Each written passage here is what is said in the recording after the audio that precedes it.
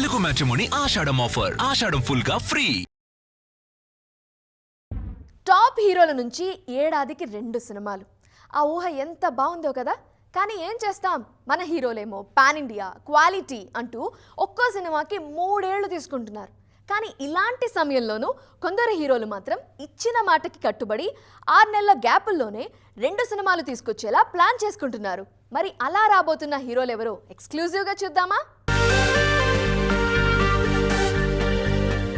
చిరంజీవి మళ్లీ జోరు పెంచేశారు. 2026 సంక్రాంతికి రఫ్ఫాడించిన శంకర వరప్రసాద్ గారు అక్టోబర్ 16న విశ్వంభరతో రానున్నారు. అలాగే అదొచ్చిన 3 నెలల్లోపే 2027 సంక్రాంతికి బాబీ తెరకెక్కిస్తోన్న మెగా 158తో మళ్లీ ప్రేక్షకుల ముందుకు రానున్నారు. అంటే ఏడాది తిరిగేలోపే మెగాస్టార్ నుంచి 3 సినిమాలు వచ్చినట్లే కదా.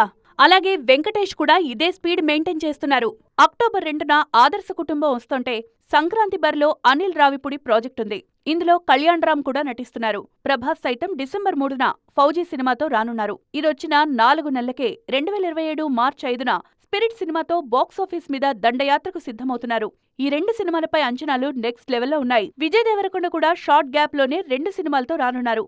నవంబర్లో రణబాలి సినిమా రానుంది. అలాగే 2027 ఫిబ్రవరిలో రౌడీ జనార్దన రిలీజ్ కానున్నట్లు తెలుస్తోంది. ఇక రవితేజ ఆగస్టు 21న ఇరుముడితో మాయ చేయడానికి వచ్చేస్తున్నారు. అలాగే 2027 సంక్రాంతికి హసిద్ గోలీ దర్శకత్వంలో శ్రీవిష్ణుతో ఓ హిలేరియస్ మల్టీస్టారర్తో వచ్చేందుకు ప్లాన్ చేస్తున్నారు మాస్ రాజా. నాని కూడా అంతే.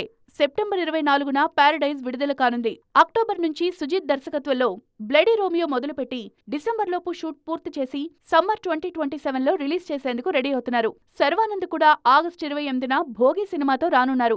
అదొచ్చిన 5 నెలలకు 2027 సంక్రాంతికి శ్రీను వైట్ల సినిమాతో రానున్నారు. మొత్తానికి back to back release trend Tollywood కు కలిసొచ్చే విషయమే. తెలుగు మ్యాట్రిమోనీ ఆషాఢం ఆఫర్. ఆషాఢం ఫుల్ గా ఫ్రీ.